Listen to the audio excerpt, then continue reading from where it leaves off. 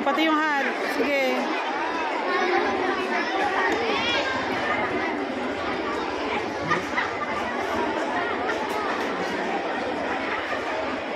O, pasot mo na din kay Ninong yung cup. Okay na yan, Ninong. O. And congratulations! Ano gagawin ng Ninong? Sa cup. Hindi po, maraming salamat sa ating mga buhok na tayo ng Girls of the Philippines. Smelly B!